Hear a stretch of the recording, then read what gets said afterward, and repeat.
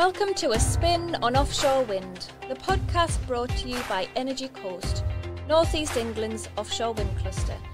I'm Caroline Lofthouse, and in this podcast I'll be bringing you industry insights, project updates and news from the UK's leading region for offshore wind and further afield. Don't forget to click the subscribe button so each episode drops into your chosen podcast app, or you will find them on energycoast.co.uk. This episode focuses on inward investment and how offshore wind can deliver a resurgence in British industry, innovation, manufacturing and skills. My guests, who are just the people to talk to about this subject, are Chris Beck, Director of Net Zero and Inward Investment at the Tees Valley Combined Authority, and Guy Curry, Director of Invest North East England. Welcome guys, thank you for joining me. So, first of all, what I'd like you to do is, could you please just explain for our audience what your organisations do, and specifically in relation to offshore wind, if that's okay. And I'll go to Chris first, because you're joining me in the studio, Chris. So, hello. So Tees Valley Combined Authority is effectively one of the economic development agencies for the Tees Valley region. We look after the 5 local authority areas. We're led by an elected mayor. Combined Authority covers a lot of different areas, but in offshore wind we lead a lot on the inward investment, the innovation and the supply chain development. Guy, you're joining me on the line. Could you give us an introduction to Invest North East England? Yes, so I run an organisation called Invest North East England, which is the strategic inward investment agency covering the north of the region. So I cover the area covered by the North East Local Enterprise Partnership, or the North East LEP. That covers 7 local authorities. County Durham in the south, Northumberland in the north, and then the 5 Tyne and Wear authorities in the middle. It's an area of about 2 million people. And our role is to attract new inward investment into the region, so attract new companies to come and set up factories or offices in the region. One of our key sectors which we focus on is offshore wind, because there's so much potential and opportunity in the northeast. In terms of sort of North East England as an example, what can inward investment bring to a region? Right, okay. I mean, inward investment's always been really important in the northeast of England. And probably the best example of an inward investment in the northeast was Nissan, which came in the mid-80s. And they set up a car assembly plant employing 500 people. It's now the most productive plant in Europe. It employs 6,000 people. 30,000 people in the supply chain, produces 1 in every 3 cars made in the UK. So that's an incredible example of a transformational inward investment. And in terms of offshore wind, we've got so much opportunity where we are located in the northeast. We've got a fantastic heritage of engineering, design and manufacturing. And so for offshore wind, it can bring a huge number of opportunities for local supply chain companies, can provide a huge number of new jobs for local people, which is one of the key things which we're trying to produce and develop in the northeast.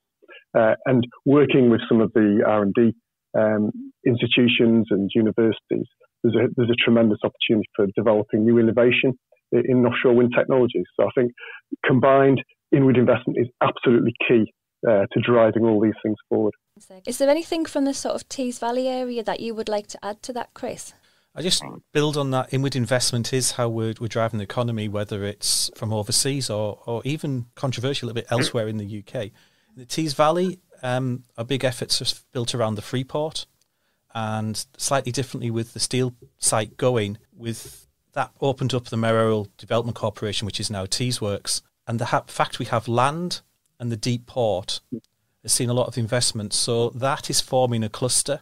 And again, building with the wider clusters that are coming on Humber as well, and up in the north of the region, the whole wider region is becoming a big attractor for inward investment. And now really is the time. We're seeing that with the investments that are going into Newcastle, into Humber, and saying the big ones that are coming into the Tees. And the building of things like the new offshore wind quay that we're currently constructing on the Tees, which will be a major step change and part of the key infrastructure we haven't had in the country. And if we're really going to build on this, we really need to get the companies around it, the anchor tenants, mentioned Nissan in automotive, but as we go into offshore, recent announcements that have come in with SEA and more to follow. It's important we get those anchor people in, but the inward investment doesn't just sit at the anchor people, it also then flows into the supply chain as well, both locally and other companies coming in. And that's where we work a lot with NOF, as we know, to really build that. In terms of just sort of, you touched upon the Freeport there. Could you give us the kind of the story of Teesworks and what does Freeport status mean? So, Teesworks, Freeport, and how it all came. So the story really starts, well, many years ago with the issues with the steelworks. But really, an anchor point is in 2015 when the steelworks closed. That led to a number of things happening. First of all, Teesside was selected as one of the first areas to form a mayoral combined authority, along with slightly smaller areas like Liverpool, Manchester, and brought the same powers and rights for the mayor that sit there and brought us up a lot with London. And that was a direct response because of the economic shock of the steelworks. What that opened up to us is a unique opportunity with 2,500 acres of developable land near one of the deepest ports on the east coast of England, ready to go, with a lot of power, a lot of infrastructure, that was built in the 1960s and 70s by a nationalised company that you just wouldn't invest in today. So 40-odd kilometres of track. So in 2014, it took 3 years to buy the site out of ownership, out of administration, using a compulsory purchase order, a CPO. Once we got going, forming partnerships, we've spent a lot of time developing and demolishing land prep, land remediation.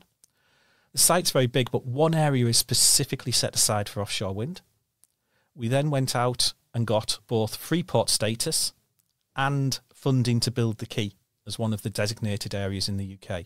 What Freeport does for us is twofold, actually three probably. First of all, it gives us tax incentives to help companies set up on the site. And that's very important. It's, if you know enterprise zones, it's enterprise zones on steroids is probably the best way to describe it. Two, it gives us some unique customs advantages, which are available across the wider region, which I think will develop over time. And thirdly, it's brand recognition. It's massively put the Tees Valley back on that map of things that are happening. We've had the land and the quay, and that's invested already with one major investor we've been able to announce with SEA. There are a couple more that we're talking to. Obviously, we can't name as coming through. So I think we'll see 3-4 anchor tenants around it. But we're also seeing other companies and supply chains really build around that. And it's that Freeport recognition and that Freeport tax advantages. Can I just say, it's not about workers' rights being diminished. It's nothing like that. It's not tax evasion or anything. It's very simple. Don't have to pay your business. Your business rates are paid by the Treasury for the first 5 years. There's some write-off analysis that you can write down your investments against your tax benefits, and there's a national insurance saving per employee, but it's still paid by the government. So it's very positive in where we're going. It sounds like it'll have fantastic implications, economic implications for the whole of the region. And kind of moving up the region, Guy, in terms of the areas of development that you've got in the north of the region, could you give us a bit of an overview of what's happening? Maybe it's up at the Catapult, Energy Central. Tell us about some of the investment areas. Yeah, certainly. I mean, in the north region, we essentially build our offer for offshore wind around 3 rivers in our area. So that's the River Blythe in the north, then the River Tyne, the Port of Tyne in the centre of Tyne Weir, and then the River Weir and the Port of Sunderland. So those are 3 deep water rivers with development sites adjacent to them and a whole host of supply chain offshore wind companies already located on them and the surrounding industrial estates. So if I sort of take this north to south, on the Blythe, if you go back 15 years, the Port of Blythe was really a coal import, aluminium import port, which was dealing with sort of bulks, cargoes, and it's completely transformed over the past 15 years. And it is now really an offshore wind hub and subsea engineering hub with a fantastic array of companies located there. Part of this was built around something called the Offshore Renewable Energy Catapult, or the OR Catapult, which is an R&D facility, one of the best facilities in the world, where you can test the longest wind turbine blades, up to 110 metres long, and the largest turbines, up to 15 megawatt turbines. And around this, coupled with the fact that you had the first offshore wind farm in the UK waters, located just off the port there, there's been a fantastic amount of investment and interest from subsea engineering companies and offshore wind companies. So we've recently had JDR Cables announced that they're going to build the second Northeast factory. The first one's down in Hartlepool in Tees Valley, which is going to create hundreds of jobs and many hundreds of millions of pounds developing new cable manufacturing on that facility. And that's actually just adjacent to the British Volt site, where British Volt are going to be building one of two electric battery gigafactories in the northeast, which are going to create thousands of jobs, which is another key sector which we're looking at the moment. So Blythe has been really important, and Energy Central, built around that brand, it's been absolutely crucial for bringing in that investment. And there are a lot of really, really good quality, world-class companies located up there. Then if we go further south on the River Tyne, operated by the Port of Tyne, or most of the sites operated by the Port of Tyne. There again, there was a sort of a traditional oil and gas strength down there, with large fabrication yards and some very high-tech cable companies located there, with Baker Hughes and Technip FMC. But out of that sort of heritage in oil and gas manufacturing and topside manufacture, you've got lots of offshore wind companies now making major components of offshore wind farms. So you've got Smulders, for example, which is a Belgian company operating the Hadrian Yard on the Tyne. And they've been in the past building jackets for offshore wind farms. That's the foundations for offshore wind farms. And they're now just about to open up a facility manufacturing transition pieces. On the south bank at the Port of Tyne estate, you've got Equinor and SSE building a new facility, which is going to be their O&M operations and maintenance facility for the Dogger Wind farm, which is the largest wind farm in the world, which is currently under construction. And that's going to provide work for probably 200 engineers and maintenance people for the next 25, 30 years over the lifetime of that investment. And on the Tyne, there are a number of development sites. We haven't got a free port status like they've got down in Tees Valley, but there are enterprise zones there, which again offer things like enhanced capital allowances and tax benefits there. There's a lot of land to develop, and it's next to deep water, heavy load out pads. So there's some really fantastic potential there. And on the Port of Sunderland, on the River Wear, again, there's enterprise zones. It's a really vibrant port. It's a mixed port. They do lots of different things there, but there's tremendous opportunities there as well for offshore wind companies wanting to get a toehold in the northeast.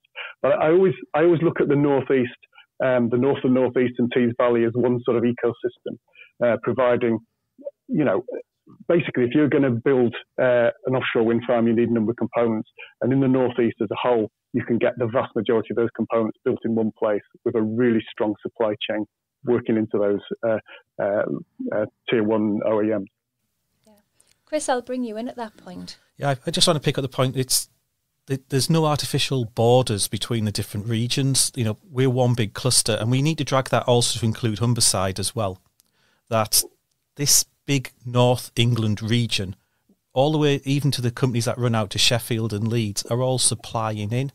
We can all list the companies that are coming through, but as said, it's those anchor tenants, those big companies and the supply chain that go through. And also we talk a lot about offshore wind. We should also expand it out a little bit to net zero and the wider low carbon side of things, where it's offshore engineering, because it's the same supply chain. And we see a lot of this with the carbon capture projects that are being developed on Teesside, where we've got the same companies looking to supply into this. And this is a great opportunity for the companies to grow. And that supply chain again.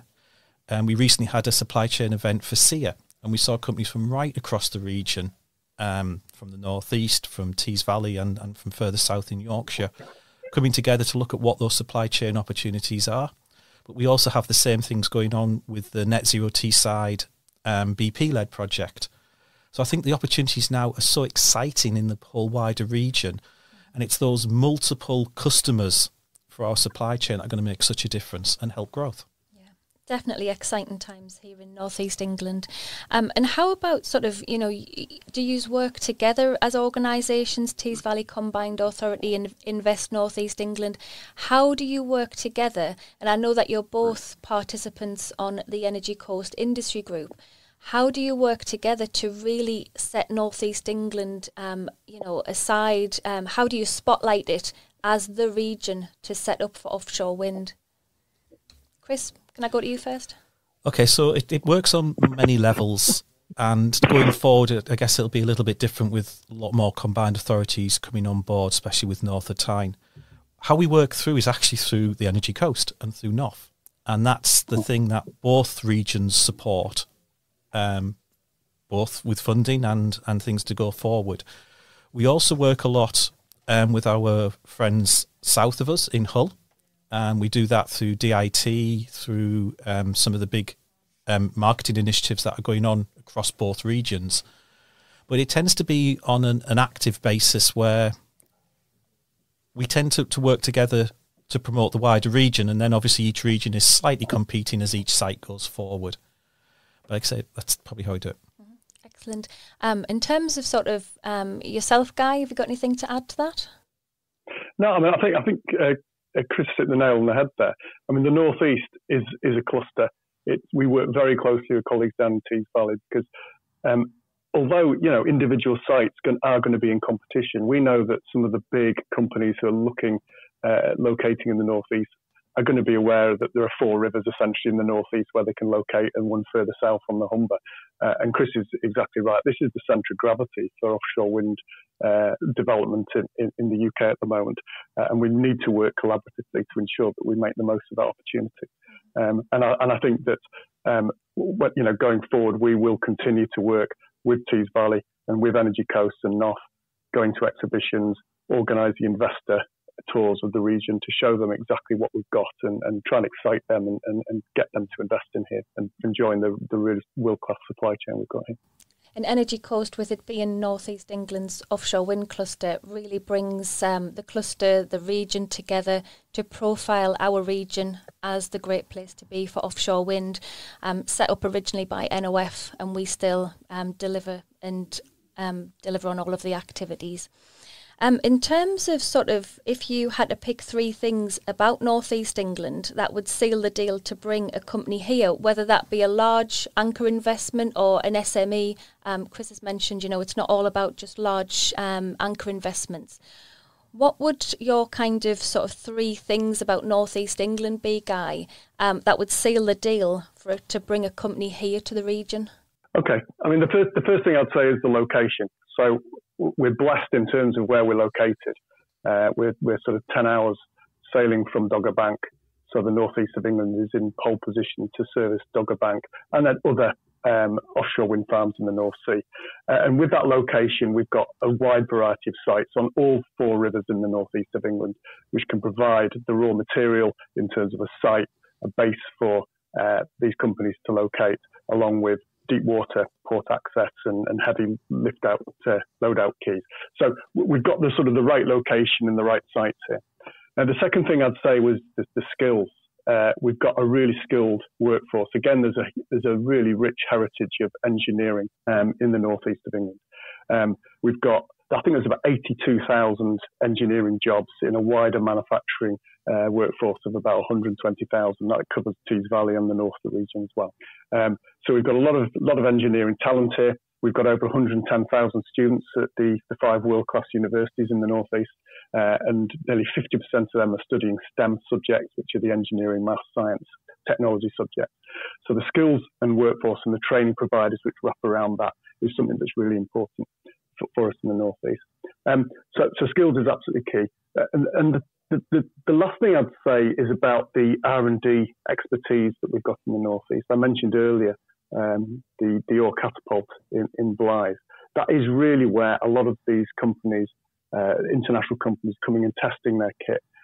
And not only can they test to see exactly what capabilities are and get the accreditation of them. By being in the northeast, they're part of this wider supply chain and this wider cluster. And we've seen this before with previous example where people have tested their kit and then they're looking at making potential large investments in the northeast. So I think that mixture of location and site and access to market, the really good skilled workforce we've got with that really excellent training infrastructure, and then those R&D and innovation assets are absolutely key to what will drive our development of this opportunity forward into the future. Chris, have you got anything to add? Just maybe one more thing, a can-do attitude. We want the companies to come and set up here. We do planning quickly. We want the companies to be here, and that's not always the case right across the UK. So in the wider, that's not just the Tees Valley, the whole wider region want it to happen and really do happen. I'd amplify one point maybe on the skills as well. OREC is brilliant and it is a great asset. We also have a lot of other innovation, but mainly applied training assets right across the region. So we do train all the inspectors that dive offshore. They're done on Teesside. We do train the life-saving skills so they can go and work off. That's up in Newcastle. We do this applied training and with the heritage. And you can sit at any of the airports and watch the number of people that fly out on a Monday and fly back on a Friday night as we go around and do this around the world because we've got the skilled people. Our job, if we get it right, is to get those planes empty so they have opportunities here. And that's one of the big things that can really drive us forward is that skills base, as has already been said. I totally agree with that. And just to add on the issue of the can-do attitude, I mean, the public sector in the northeast is very development friendly. I'll just give an example. It's not an offshore wind example, but it is Reese. Up in Blythe, British Volt secured planning permission for a 2.7 million square feet factory, which I think is the fourth largest building in the UK.